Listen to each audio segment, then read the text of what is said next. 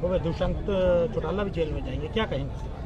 देखिए, कौन जेल में जाएगा कौन नहीं जाएगा इसके बारे में मैं कोई भविष्यवाणी नहीं कर सकता हूं, लेकिन जिन्होंने गलत काम किए हुए हैं उन सब गलत कामों का दंड सबको पहले भी मिला है, आगे भी मिलेगा।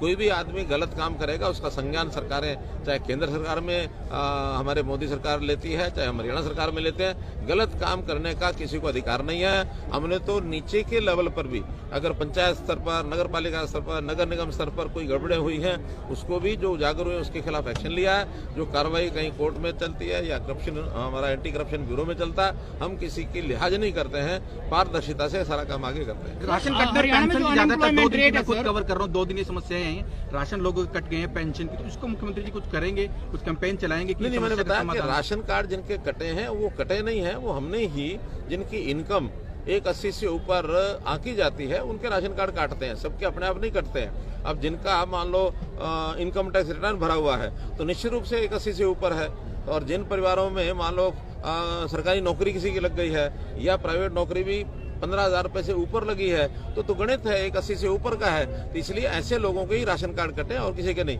गलती से किसी का कटा हो तो उसको ठीक करने के लिए जो समय दिया जाता है उसको हम ठीक करने के लिए तैयार हैं। आज एक जो रियायत दी है वो मैंने आपको बता दी कि बिजली के बिल के कारण से जिनकी इनकम 180 आंकी जाती थी 9,000 रुपए की लिमिट से, अब उसको लिमिट को 12,000 कर दिया है। 9,000 से और 12,000 के बीच में अगर कुछ लोग ऐसे राशन कार्ड कटे होंगे तो तुरंत उनको बहाल किया जाएगा। सर, जो भारत के अंदर अनएम्प्लॉयमेंट रेट है वो 38% है, इंडिया में सबसे ज्यादा हरियाणा की अनएम्प्लॉयमेंट रेट एकदम गलत है, ये आंकड़े गलत हैं। जिसने भी किया है ये एक मैलाफाइड इंटेंशन से करते हैं। हमारे यहाँ एक एक परिवार का, एक एक व्यक्ति का डाटा हमारे पास है।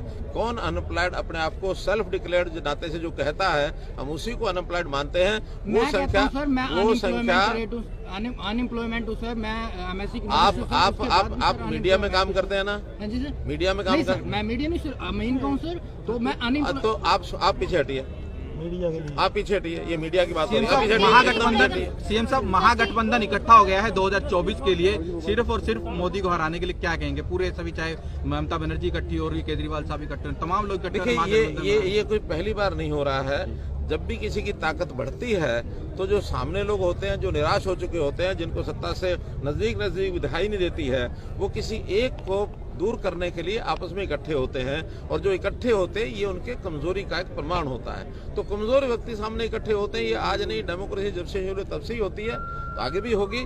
इसका मतलब ये कि मोदी जी की ताकत ज्यादा है।